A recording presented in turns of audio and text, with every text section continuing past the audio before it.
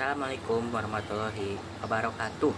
Perkenalkan, nama saya Said Fadel Azikri dari kelas 10 IPA 1. Saya akan mempresentasikan tentang bahasa Indonesia bab 2. Oke, ayo kita lanjutkan ke presentasinya. Oke.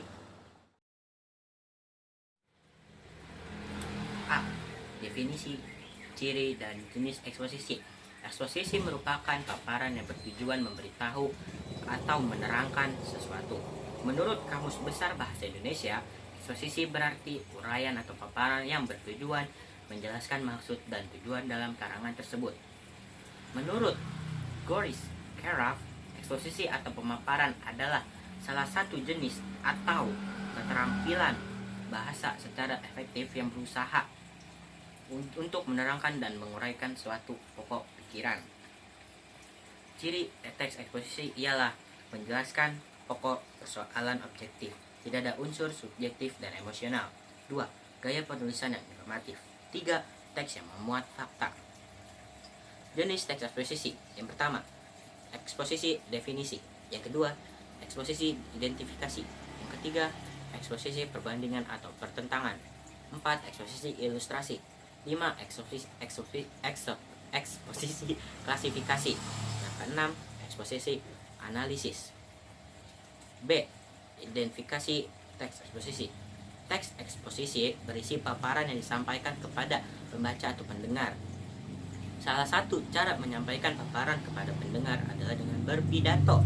Ya, dalam naskah pidato terdapat paparan yang berupa argumentasi dan rekomendasi. Argumentasi berisi pendapat yang dikemukakan dalam pidato, sedangkan rekomendasi merupakan kesimpulan yang disampaikan dalam pidato tersebut. Oke.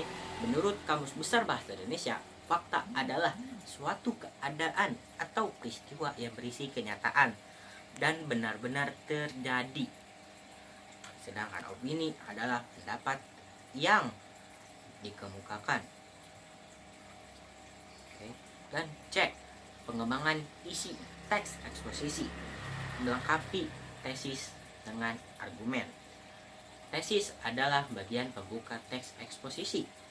Tesis berisi pernyataan pendapat. Pendapat dalam tesis merupakan gagasan pokok tersebut dapat dikembangkan dengan beberapa argumen penjelas. Oke. Menyampaikan kembali isi teks eksposisi dengan bahasa atau gaya bahasa yang berbeda. Cara menyampaikan kembali teks eksposisi atau isi teks dengan membuat gagasan penjelas dari setiap kalimat utama yang terdapat pada teks eksposisi. Tetap perhatikan isi teks dari teks eksposisi tersebut. Isi teks eksposisi baru yang dikembangkan harus sesuai dengan isi teks asli. D. Struktur dengan kebahasaan teks eksposisi. Struktur teks eksposisi adalah: pertama, tesis; kedua, argumentasi; ketiga, penegasan ulang. Oke. Selanjutnya, kebahasaan teks eksposisi adalah: 1. Istilah; 2. Adjektiva; 3. Afikasi; 4. Verba; 5. Pronomina; 6. Konjungsi. Selanjutnya adalah penyusun teks eksposisi. Langkah penyusunan teks eksposisi. Oke, yang pertama, yang pasti menentukan topik, ya kan? Yang kedua, menentukan tujuan penulisan.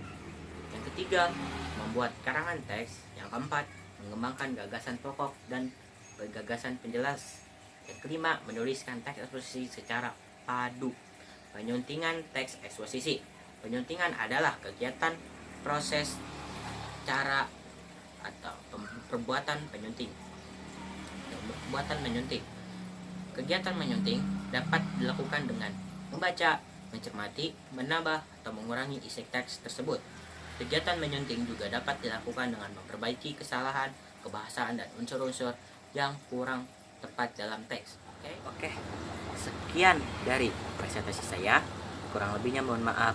Wassalamualaikum warahmatullahi wabarakatuh. Dadah.